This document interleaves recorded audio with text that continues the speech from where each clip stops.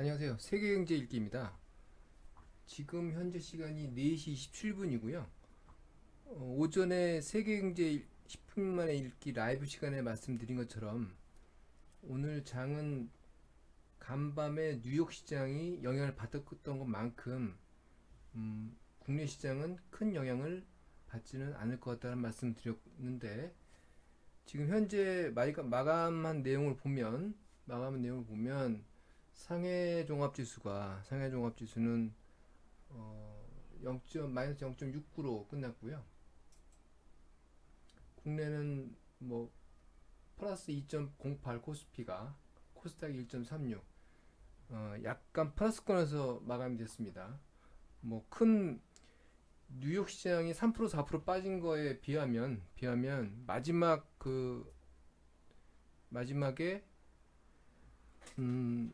마지막에 그 미중 무역 분쟁에 대한 뉴스가 트럼프의 뉴스가 나오면서 시장은 큰 변동이 없을 걸로 보인다고 이제 말씀드리고 마감 말씀드렸는데 그대로 이제 얘기는 끝났습니다. 그런데 일단은 그 금리 이슈는 FOMC의 금리 이슈는 지금 그 미국 물가가 계속 그 낮은 상태에 머물러 있기 때문에 당분간 다시 떠오를 것 같지는 않고 그 이 미중 무역 분쟁에 대한 이슈가 계속 앞으로도 계속 당분간 6월 말까지 조금 더 이따 설명을 드리겠지만 6월 말까지는 계속 부각될 것 같습니다. 그래서 전반적인 내용에 대해서 조금 자세하게 설명을 드릴 시간이 필요할 것 같아서 이런 별도 이슈 분석 시간을 한번 마련을 해봤습니다. 가급적이면 복잡한 내용은 아니고요. 빼고 그 중요한 내용들을 중심으로 해서 여러분들에게 설명을 드릴 거고요. 이 내용은 참고로 월요일 날 매일경제 TV에 이슈 분석에서 출연해서 했던 내용을 중심으로 다시 한번 어저께 밤 뉴스까지를 업데이트해서 말씀을 정리해 드리겠습니다. 이것과 별도로 그래픽 저널을 시간을 가지고 별도로 가지면서 미국의 트럼프 행정부의 미중 무역 분쟁을 일으킨 전후의 사정까지 같이 한번 설명을 드릴 예정이니까 그 미중 무역 분쟁 편도 그래픽 저널 미중 무역 분쟁 편도 같이 한번 봐주시면 감사하겠습니다. 본 내용에 들어가겠습니다. 마켓워치가 아침에 본 뉴스에 보니까 그 라이브 시간에서 잠깐 보여드렸는데 그 그림 하나로 간단하게 정리를 잘했어요. 이런 걸 잘합니다. 마켓워치가 그 여기 이쪽에 인포그래픽이라고 하는데 인포그래픽이라고 하는 분야에 좀 솜씨 있으신 분이 계신 것 같아요. 그래서 이게 보면 5월 5일 날그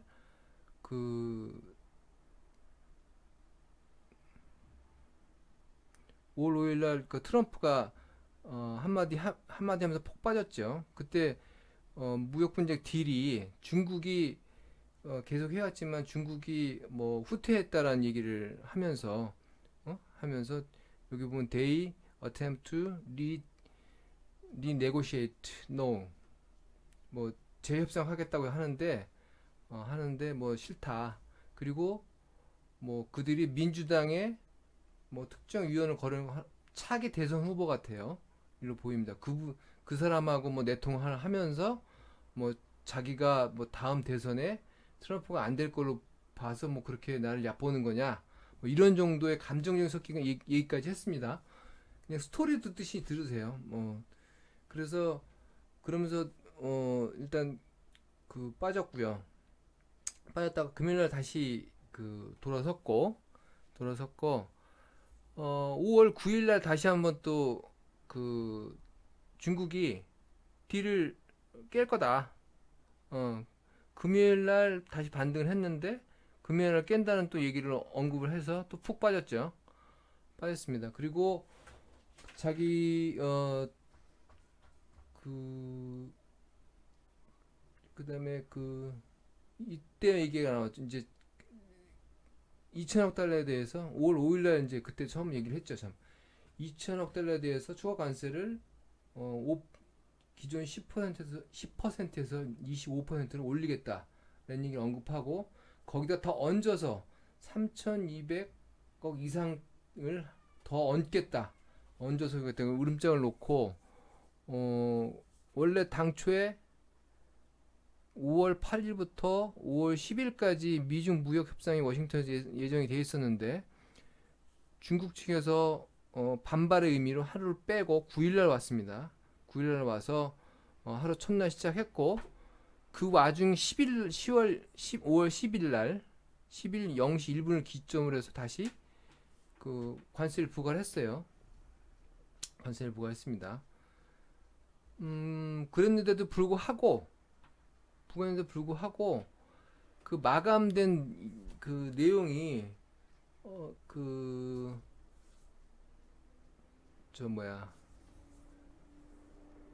관세를 10월 1일에 0시에 부과를 했지만 그 이제 일정한 기술적인 유예 기간 일단 다시 설명드리겠습니다. 유예 기간을 기술적인 유예도 두고 9일 10일 날 양쪽 협상단들이 뭐 크게 뭐 내용은 없었지만 뭐 우울한 분위기였지만 그래도 뭐 이렇게 심각한 대립은 없는 상태에서 회담을 끝냈습니다. 그러면서 다시 또 뭐 안정세를 보였다가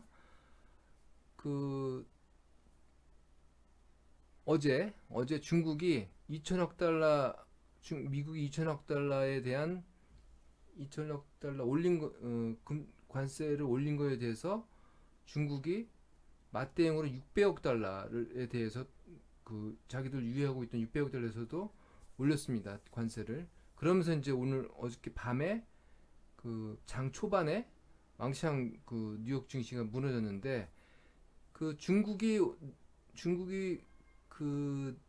올리기 직전에 트럼프 대통령이 올리지 마라, 니들 우리 보복 관세 하지 마라 라고 또 우리가 같이 보복 좀 벌여봐야 너희들만 힘들다라는 얘기를 했는데 불구하고 바로 올렸죠.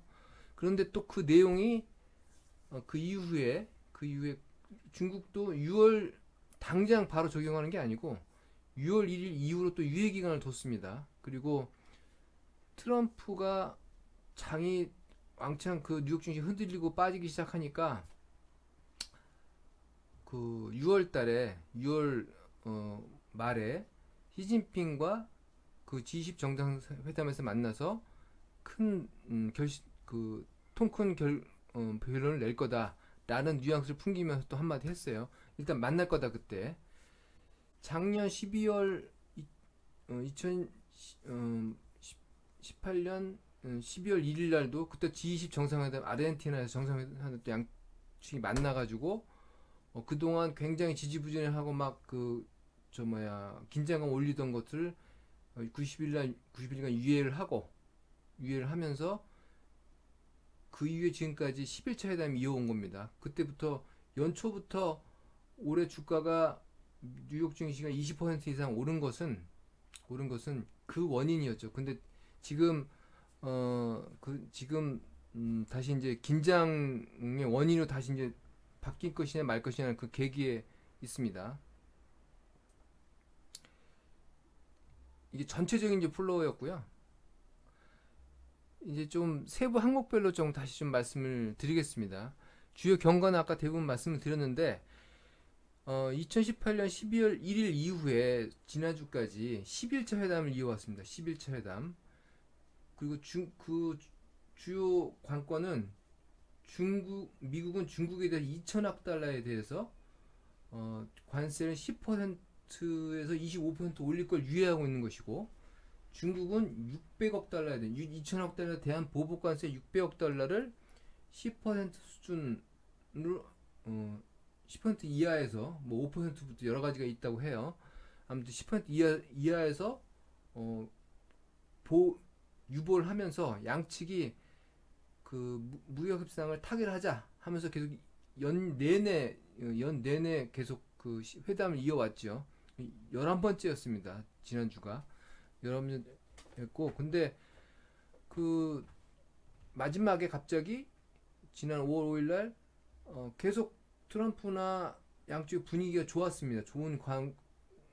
와중에 마지막 좋은 과정이었는데 5월 5일 날 갑자기 트럼프가 중국이 협상을 진행을 후퇴했다. 지금까지 해왔던 걸 말 바꿨다 하면서 비난을 하면서 이러려면 우리 그동안 유예했던 관세를 올리겠다. 그리고 거기다가 3,240억 달러까지 더 올리겠다. 얹어서 또 추가로 검토를 하겠다. 이렇게 으름장을 놓으면서 시장에 동의를 했고, 예고한 대로 예고한 날짜에 10월 10일 0시 1분을 기점으로 해서 중국 수입품 2천억 달러에서 관세 올렸습니다. 다만 그날 그 시간 이전의 선적한 분에 대해서는 해당하지 않고 그 이후 선적분부터 적용되면서 중국에서 미국까지 오는데 한 배로 오려면 한 달 정도 걸립니다. 한 달 정도 걸리니까 그 내용으로 기술적으로 어떻게 한 달 정도 유예 기간이 생긴 것이죠. 그 중간에 오는 도중에 1월 1일 이후더라도 오는 도중에 서로 합의를 보면 이제 변경된 그 관세를 부과하면 되니까 기술적으로 이제 유예를 했습니다. 이런 유예를 그레이스 피리어드라고 유예 기간이라고 이제 그 용어로 사용을 합니다. 근데 그런 것들 기술적인 유예로 그 어떤 기술적인 방법으로 두었고,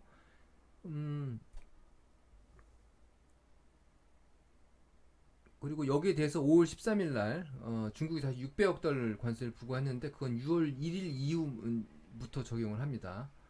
적용하고 그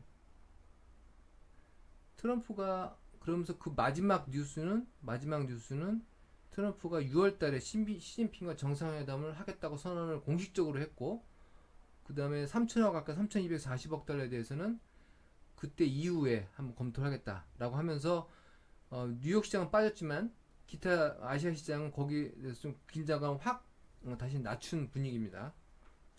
여기까지가 전체적인 경고였고요.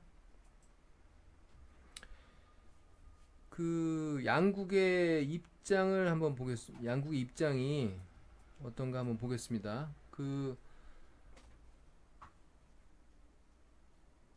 이번에 아무튼 미국은 중국이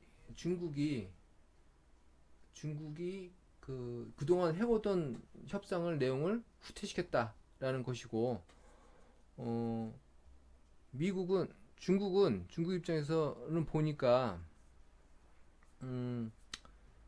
미국 쪽에서 뭐 기본적으로 무역 무역 수지 적자, 그 다음에 뭐 산업 보조금이나 지적재산권 이런 아무튼 산업 구조 개선 문제에 대한 내용에다가 플러스를 해가지고 중국이 이런 협상을 이행할 수 있는 담보를 자꾸 이제 강하게 요구하는 것이죠. 그 이행하는 것은 하겠다고 하는 법적 조치를 해달라는 것이 법 개정 조치를 법을 개정해서 그래서 중국이 이제 부담이 되고 있고, 그 다음에 그 법적 조치와 상시 모니터링을 하겠다. 그리고 관세도 지금 철회하는 것이 아니고 관세 자체는 있다가 예를 들면 0%를 적용했다가 말 안 되면 다시 올리고 상시적으로 이제 오르락내리락하는 그런 이제 시스템으로 유지를 하겠다. 사실 뭐 중국에서는 굉장히 언짢은 거죠. 기분이 언짢고 좀 주권 침해서도 있고 뭐 이런 여러 가지 좀 문제가 있습니다. 그래서 그 직전에 분위기가 좋을 때 5월 5일 이전에 시진핑이 협상단들에게 6월 달에 끝내고 아무튼 빨리 6월 달에 그 G20 정상회담에서 양국 정상이 만나서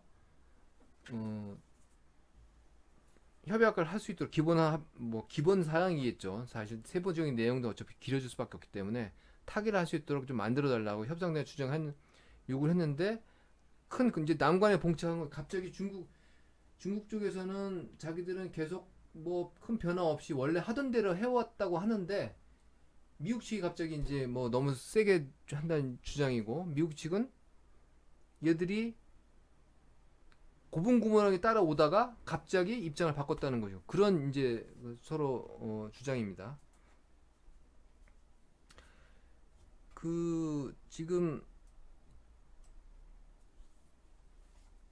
일단은 중국이나 미국이나 일정 기간 유예는 뒀습니다. 유예는 뒀고 그 다음에 그 유예를 둔 것은 양쪽 미국, 중국 양쪽 모두 다 타결을 희망하는 것은 맞습니다. 맞고 중요한 계기가 되는 것이 G20 정상회담이 6월 28일부터 일본 오사카에서 있습니다. 오사카에서 있는데 이때를 계기로 시간을 맞춰서 어떤 그 기간 서로 압박도 가하고 뭐 아무튼 그때 해결을 꼭 만들 수 있도록 여러 만들어 눌러가는 것 같아요. 물론 골드만삭스나 여기 뭐 여러 그 해외 기관에서는 연말까지 뭐 12월 말까지 해결되지 않을 것이다 뭐 여러 가지 얘기를 하는데 사실 제가 보기에는 IB 기관들이 얘기하는 거는 IB 기관들은 각자 자기들이 수많은 전 세계적인 글로벌적인 북을 가지고 있어요. 그래서 시장이 일정한 방향으로 자기들이 가는 것이 다 다릅니다. 유려한 것이. 예를 들면 안 되는 게 안 돼서 주가가 빠지는 게 자기들한테 글로벌 IB의 유리한 경우도 있어요. 자기가 가지고 있는 보유 자산 속에서 그들을 꼭 그 사람들이 외신에 보면은 그게 뭐 절대적인 것처럼 막 따르고 하는데 그건 아닌 것 같습니다. 그건 아닌 것 같고 아무튼 합리적으로 추정을 해보면 뒤에도 다시 말씀드리겠지만 합리적인 추정을 해보면 일단은 6월 말에 양쪽 기본 합의를 하는 것이 가장 매끄럽고 뭐 서로 필요한 걸로 보입니다. 제가 보기에는. 그래서 그때 가장 또 기술적 유예 조치도 그쪽을 그 기점을 보고서 걸어놓은 것 같고 저는 그렇게 봅니다. 뭐 제 추측이지만 뭐 저는 거기 관련 포지션이 없기 때문에 중립적으로 보는 거죠. 볼 수 있다고 자부합니다. 예, 자부하고 그런 아무튼 전망이고요. 그 다음에 중국이 이번에 대응하는 거 먼저 일단 600억 달러는 했어요. 근데 추가로 더 할 수 있느냐? 그렇지는 않습니다. 지금 그 양국의 무역 수지 통계가 중국이 다르고 미국이 달라요. 이 숫자가 다릅니다. 근데 미국 쪽 통계 기준으로 보면 미국이 중국에 수출하는 게 1200억 달러 정도 됩니다.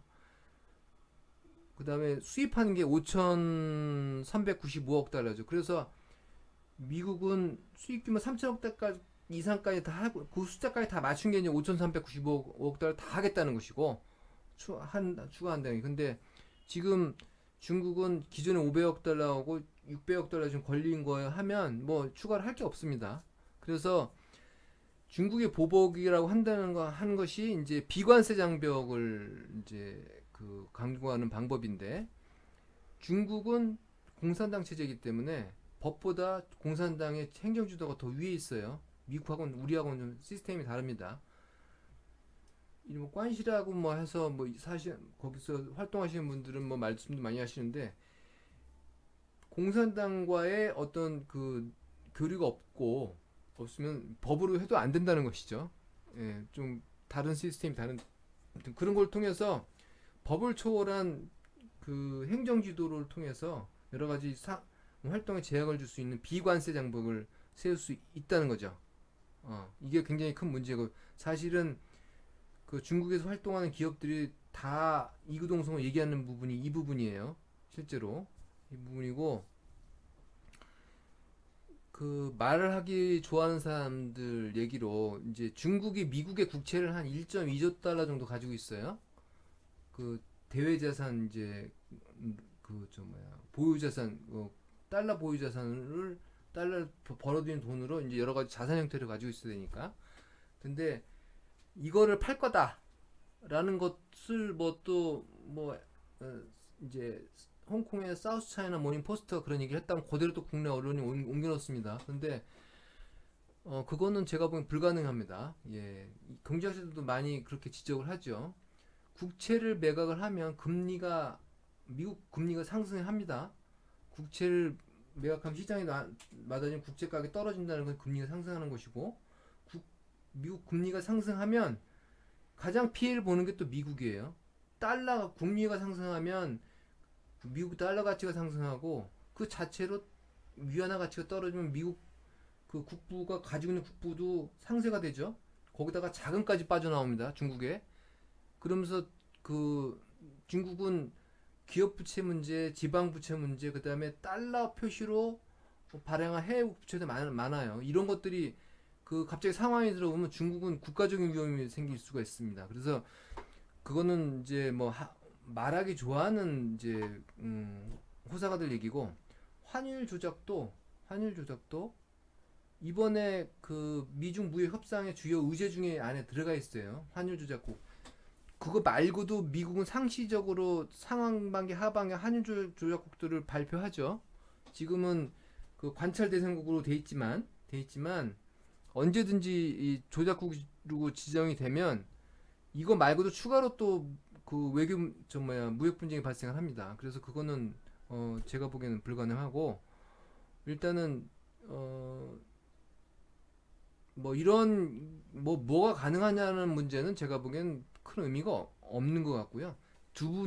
양국이 무조건 해결을 해야 됩니다. 사실 해결해야 되고, 그래야 양국의 이익이 되기 때문에 미국도 당연히 해야 되는 상황이고요. 좀 이따 말씀을 드리겠지만, 다시 그래서 뭐 애플 캐터필러 보잉 우리 첫날 어저께 밤에 무지하게 빠졌습니다. 중국이 600억 달러 대응을 하면서 뭐 그런 원인이죠. 이거 상황 발생하기 이전에 월요일 전에 일요일 날 제가 써놓은 거예요. 대부분 다 맞았죠.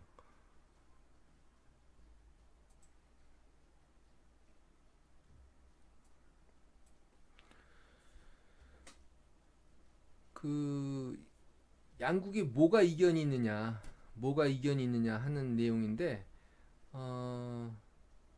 이제 처음에 시작은 이 양국 그 무역 분쟁 시작은 미국의 무역 수지 적자부터 출발을 했죠. 출발했는데 그게 사실은 중국의 문제냐, 뭐 사실 그건 좀 따져보니 뭐 복잡하고, 아무튼 중국 측의 무역 수지 적자를 해소해야 되겠다라고 하면서 시작을 했는데, 그거 사실 또 작년에 미국 무역 적자가 8천억 정도 발생했는데 50%가 중국 거예요. 다시 더 늘어났어요. 4천억 달러, 전해 3,700억 정도 억 달러 정도 되던 게 더 늘어났습니다. 이 무역 분쟁을 일으켜서. 아무튼 그런 상황인데, 무역 적자 해소와 그 작년 3월 최초에 미국이 중국을 그 무역 통상법 301조를 걸어서 시작했는데, 그게 지적재산권 문제입니다. 지적재산권 문제를 처음부터 시작했어요. 그래서 미국의 지적재산권 보호와 중국에서 활동하는 미국 기업들의 강제 기술 이전, 그 다음에 중국 산업들한테 차별적인 보조금 지급, 뭐 이런 것들이 가장 핵심적인 문제였는데, 여기다 나중에 환율 문제도 들어가고 막 다 계속 들어갔어요. 뭐 지금 7개인가 뭐 항목 7개 8개인가 뭐 섹터가 된다고 뉴스에 나오던데, 아무튼 그거 말고 이거에 대한 어떻게 고치겠느냐 하는 내용 합의의 이행에 대한 법적인 문제를, 이제 아까 말씀드렸지만 법으로 보장을 해라. 뭐 아무튼 너희들 기술 이전 이런 것들도 법을 고치겠다 계획을 내라. 그리고 이런 걸 상시 모니터링 하겠다. 우리가 그런 상시 모니터링 연락소든지 감시소를 설치하겠다. 뭐 이런 내용. 그러니까 중국에서는 굉장히 기분 나쁘고 주권 침해 문제도 생기고, 중국이 세계 경제에 아무튼 G2 안에서 확실히 자리를 차지하고 미국을 넘보겠다는 원대한 계획을 가지고 있으면 세계 경제 굴기를 아무튼 넘버 원이 되겠다는. 근데 그거는 포기해야 되죠. 그렇게 되면 아무튼 포기해야 되고, 이번에 2천억 달러 리스트 중에는 중국 제조 2025라는 중국의 원대한 아무튼 그 중국 산업을 세계 1위를 만들겠다는 그런 계획을 있는데, 거기에 뭐 기계류 기타 중요한 부품 것들 많이 들어가 있습니다. 반 정도가 들어 있어요. 보니까 2천억 달러 중에 1,000억 달러 정도가 거기에 리스트가 해당이 됩니다. 그래서 미국이 의도적으로 중국의 세계 패권 전쟁을 거는 걸로 보일 수 있습니다. 그래서 이런 아무튼 그 감정적인 문제부터 세부 미시적인 문제, 그 거시적인 문제, 패권 문제까지 복잡하게 얽혀가면서 중간에 또 외신이 여러 가지 또 이렇게 섞어가면서 굉장히 문제는 복잡한 것처럼 보이고요. 근데 제가 보기엔 간단해. 이익은 양국이 끝내지 않으면 안 됩니다. 이제 예. 앞으로 진행 과정은 아까 말씀드린 것처럼 6월 20일에 28일, 29일 이때 양국이 만나서 제가 본 기본적인 타협은 이룰 걸로 보입니다. 예, 그렇게 타협을 해야 돼요. 당연한 거죠. 뭐 당연 조건으로 하지 않으면 양국이 큰 문제가 발생하기 때문에 제 전망이라는 거 당위성을 말씀을 드리는 거예요. 트럼프 대통령이 2020년 11월 대선을 다시 나가야 되고, 그러려면 트럼프 대선 공약에 유럽과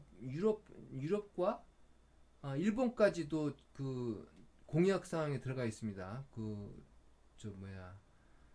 무역 관행을 기울어진 운동장을 이제 개선하겠다는 그런 내용이 들어가 있는데, 그러려면 미중 무역 분쟁 때문에 이걸 때문에 이번에 6월 말에서 7월까지 합의를 보고 어느 정도 정리하고, 그다음에 바로 이번에 6월 28일 가서 일본에다 또 시비를 다시 걸겠다는 거죠.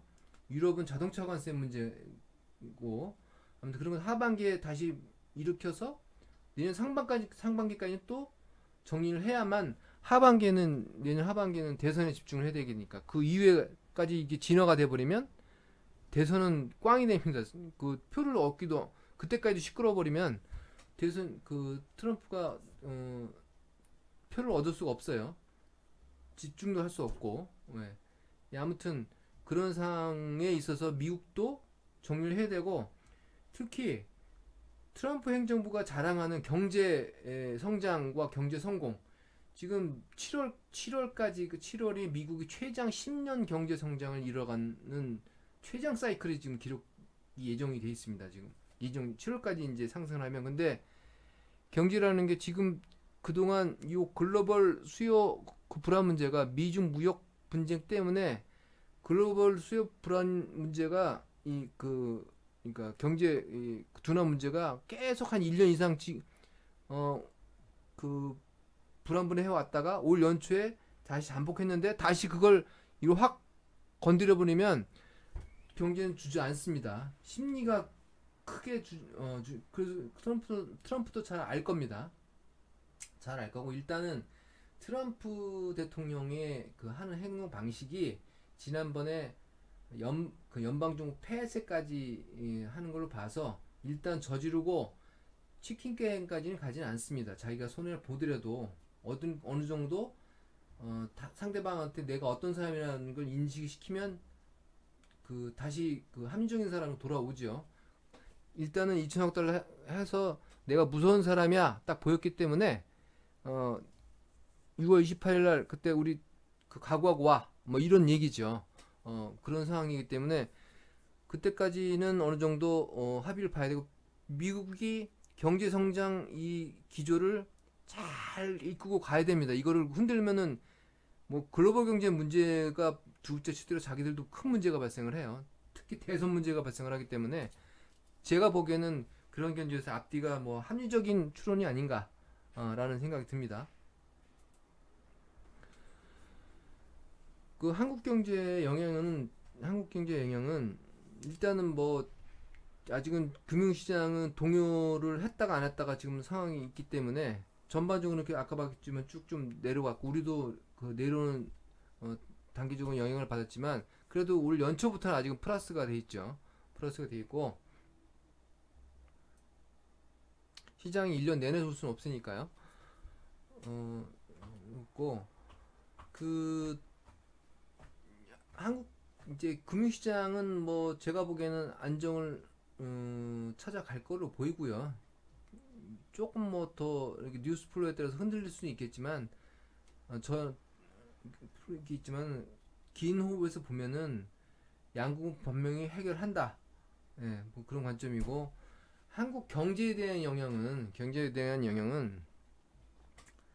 그 일단은 단기적으로 그동안 이렇게 리포트들을 많이 보면 수출 둔화하고 뭐 중간재 뭐 비율이 크고 뭐 해서 막 뭐 가라앉을 거다 막 이런 얘기를 하는데 그런 리포트들이 경제학적인 리포트들이 많은 부분은 수요를 생각하고 만들기 때문에 뭐 다들 뭐 그렇게 아무튼 뭐 수요 맞춤형으로 만드는 경우가 많습니다. 예, 그래서 아무튼 그런 거를 꼭 그렇게 부정적으로 생각해야 되느냐라는 거는 좀 의문이 간다는 말씀을 드리고 생각보다 그 산업 현장의 변화와 대응이라는 게 굉장히 복잡하고 다이내믹하다고 저는 생각합니다.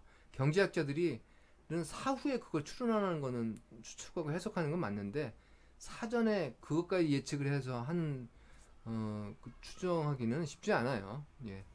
거시 큰 변수를 가지고서 얘기하는 거는 그들이 얘기가 뭐 두리뭉실하게 뭐 갈 수 있는데 그게 이제 포캐스팅 모델로 막 수많은 변수를 넣어가지고 뭐 알듯 말듯 얘기 좀 이따가 뭐 그런 것도 나오겠지만 설명할 수 있지만 아무튼 제가 보기에는 일단 긍정적인 요인도 있다는 거 그리고 한국 경제라는 게 항상 그렇게 만만하지 않다는 거 좀 믿고요.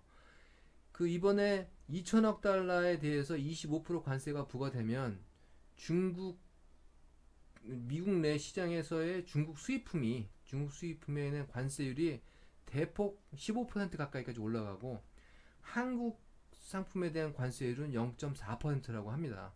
그 무역협회 분석 보고서를 보니까 그리고 미국 시장의 미국 수입 시장을 이렇게 보니까 한국이 6위인가를 차지하고 시장 비중이 2점 몇 프로밖에 안 돼, 3%가 안 돼요. 이런 기회에 오히려 더 넓혀볼 수도 있다는 생각을 감히 뭐 제가 좀 뭐 수출을 안 해봐서 모르겠지만 그런 생각도 들고 기회가 될 수 있다고 보고 미국 시장이라는 게 굉장히 세계에서 가장 우수한 질을 가지고 있는 시장입니다. 너도 나도 가서 참여하길 원하지요. 중국도 미국 자기 수출 비중은 20%밖에 안 되지만 무역 수입 88%가 거기서 나오는 거예요. 나오죠. 예.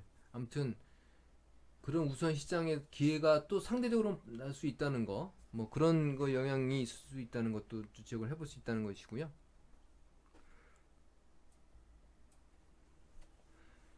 그 미국과 중국의 이제 피해뿐만 아니라 세계 경제의 피해인데 이제 그 아까도 말씀드렸지만 포캐스팅이라는 게 다 저마다 기관마다 입장이 달라요. 그래서 제가 아는 한도 내에서는 아무튼 충분한 장비와 시스템을 가지고 그다음에 중립적 입장에 있는 그런 기관이냐 아니냐라는 것에 따라서 다 다릅니다. 마침 그 런던에는 옥스퍼드 이코노믹스라는 데서 그런 거기 그 리포트들 보면 좀 어렵긴 한데 아무튼 포캐스팅 모델을 가지고 세계 경제 포캐스팅 모델 자체 쪽으로 가지고 있고 바로 나왔어요. 보니까 그 만약 이번에 600억 달러 이제 부과를 했죠. 중국이 추가로 보복헌까지 감안해서 2020년까지 미국은 마이너스 0.3% GDP에 대해서 중국은 마이너스 0.8% 중국이 피해가 큽니다. 세계 경제는 마이너스 0.3%의 그 GDP 하락의 그 쇼크가 갈 거로 보이고 만약에 이게 풀로 간다. 전면전을 확대한다. 그러면 여기는 표시를 안 했지만 미국은 마이너스 2.1%, 중국은 마이너스 2.7%, 전 세계 마이너스 2.7%. 아주 큰일이 나는 겁니다. 전 세계적으로. 중국도 큰일이 나고, 중국도 그런 정도까지 제가 보기에는 1% 이상 빠진다고 해서 5% 아래로 가면 중국 시장이 굉장히 큰 문제가 생겨요. 그리고 그 미국 이런 시장이 혼란이 오면 전부 다 또 달러 자산으로 다 가기 때문에 신흥국, 물론 중국까지 다 흔들립니다. 다 흔들려. 전 세계적인 수요 문제가 아니고 금융시장의 그 자금으로 인해서 실물 경제가 다 망가질 금융위기가 그거 아니겠습니까? 그런 문제가 발생할 수 있기 때문에 이런 경우 뱅크런도 발생할 수 있습니다. 뭐 아무튼 어떤 일이 벌어질 수 모르기 때문에 이건 막아야 되고, 양쪽 그 관계자들이 금융당국이 다 알고 있을 겁니다. 그 정부들이. 예, 그래서 큰 일이 벌이지 않을 거라는 얘기를 이제 말씀을 드리는 것이고, 트럼프가 뭐 계속 1,000억 달러 25% 관세를 부과하면 1,000억 달러 이상의 이제 뭐 5천억 달러 곱하기 뭐 20% 이제 올린 만큼 계산하면 대충 1,000억 달러가 되죠. 5천억 달러에서 자기가 15% 올리면 대충 한 4천억 달러 된다 이거예요. 자기가 벌어들이는 게 수입 관세로. 바보 같은 생각인데, 아무튼 경제학자들이 그거 다 미국 소비자가 낸다고 이미 지적을 하고 해도, 오늘 또 트윗을 보니까 트럼프가 미국 소비자들이 왜 꼭 그 비싼 올린 중국 거만 사냐, 제 한국 거 사면 되는데 싼 거 사면 된다, 이렇게 또 이제 얘기를 해놨어요. 오늘 새벽에 그 트럼프 트윗을 보니까 중국 걸 사는 건 이유가 있죠. 이유가 있습니다. 예, 그리고 그 중국 아무튼 뭐 상황은 봐야 되겠지만 그런 상황이고, 어쨌든 간에 지금보다는 다 비용이 올라가는 거죠. 다 비용 올라갑니다. 예, 올라가기 때문에 제3국으로 가든 어디로도 가든 제3국이 쌌으면 진작에 갔겠죠. 예, 아무튼 그런 비용이 올라가기 때문에 소비자 그 공급 측면에서 물가가 올라가고 소비자는 비싸기 때문에 수요는 위축되고, 이게 전형적인 스태그플레이션이에요. 굉장히 위험합니다. 예, 위험한 상황이 이게 굉장히 위험하고, 중국 시장 아까도 말씀드렸지만 부채 문제가 심해요. 경기 내부가 어떻게 되는지 그 공산사이기 때문에 그 통계가 어떻게 조작되는지 모르겠다. 아무튼 끊임없이 의심해야 하는 거는 부채 문제, 아무튼 그 지방 그 정부의 뭐 그 숨겨진 뭐 부채 뭐 이런 거 끊임없이 나옵니다. 예, 그런 것들이 일단 트리거가 생겨서 자금이 빠지기 시작하면 걷잡을 수가 없어요. 2015년, 16년에도 한때 긴축 발작이라고 해가지고 버냉키가 살짝 얘기를 했는데 중국이 자금이 엄청 빠져나갔습니다. 이거 다 기억하고 있죠. 네, 그런 문제가 있어서 양측이 함부로 못한다라는 제가 이제 말씀을 드린 거고요. 그 제가 보기에는 이제 메가트렌드 투자 관점에서 보면 그 2020년까지 이번 건은 해결이 될 것으로 보이고 전망하고, 2020년까지 당초에 2019년부터 경제가 후퇴한다, 미국 경제와 세계 글로벌 경제가 후퇴한다고 다들 겁먹고 끊임없이 얘기를 하고 있어요. 했는데 근데 2020년까지는 제가 보기에는 미국과 중국의 트렌드가 맞다라는 저는 생각이고, 뭐 물론 올 연초도 사실은 안 좋다고 다 얘기했는데 지금 많이 올라왔죠. 네, 많이 올라왔어요. 뭐 주식시장에서 저는 이제 주식투자 직접 투자하는 거를 찬성은 안 하지만, 주식시장 평생 있었기 때문에 뭐 빠지는 장을 못 맞추는 거는 용서하지만 올라가는 장을 못 맞추는 거는 용서하지 않는다라는 격언이 있습니다. 시장에서. 네, 올해 연초에 올라가는 것을 밖에 뭐 시끄러운 소리가 들리네요. 아무튼 올라가는 것을 따라가지 못해서 사실 브로커들은 힘들죠. 네, 힘듭니다. 자, 오늘 좀 얘기가 길어졌는데 자, 이거 오늘 지난 밤에 그 트럼프가 시진핑 만나겠다는 그 로이터의 뉴스입니다. 외신 중에 로이터가 가장 드라이하고 중립적으로 보이기 때문에 자꾸 이걸 사용하는 거죠. 월요일에 현지 시간 월요일에 그 시진핑을 만날 건데 다음 달에 very fruitful, 아무튼 뭐 성과가 결실이 있을 거다라고 공언을 해버렸어요. 미리 했고, 그다음에 뭐 그 이전에 중국은 뭐 추가 부과한다고 얘기했다, 뭐 그런 얘기였고, 그 트럼프가 얘기하기 좋아하는 건 maybe something will happen, 뭔가 일어날 것 같다, 뭐가 일어날지 보자, 뭐 그렇게들 해석하시던데, 이미 다 이제 대부분 다 말씀을 드린 것이고, 뉴스 플로가 있기 때문에 보여드린 것이고, 뭐 홍콩에 이제 중국 주로 소식을 많이 중국 입장에서 전달하는 것이죠. 세계 시장에 1조 달러가 날라갔다, 글로벌 마켓에서. 그 말 한마디에, 저기 말 한마디에.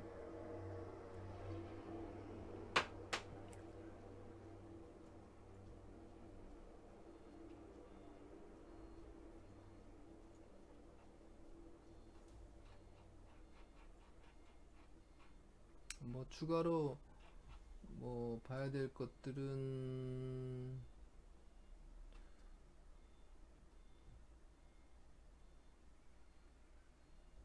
다 말씀을 드린 것이고,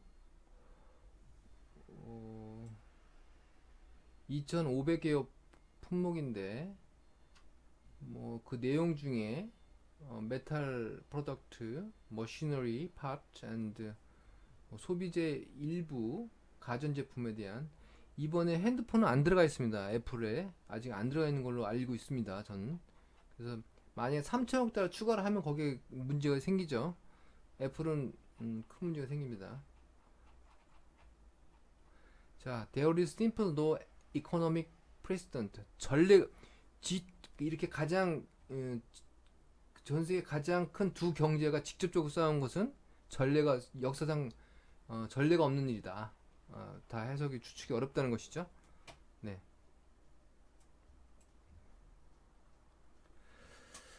자, 아무튼 좀 길지만 여러 가지 말씀을 드렸고요. 정리는 좀 해드리려고, 이거 다 저 풀로 들으실 수 있는 분이 얼마 된지 모르겠지만, 아무튼, 되도록 그래도 좀 줄여서 말씀을 드린 겁니다. 예. 아무튼, 제가 지금 하고 있는 공정한 금융투자연구소는 금융소비자 미래를 하는 연구소고요.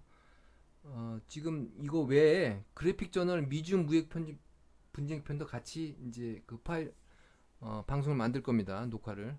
그것도 같이 한번 확인하시고요. 그거는 미국 그 그림을 통해서 현 상황을 다 미국이 무역 전략을 어떻게 꾸며 가고 있는가를 보여주는 내용이기 때문에 한번 재미를 보시고요. 아무튼 좀 내용이 그래도 애는 쓴다라고 생각하시면 오른쪽 아래 구독을 꼭 좀 눌러주시기 바랍니다. 감사합니다.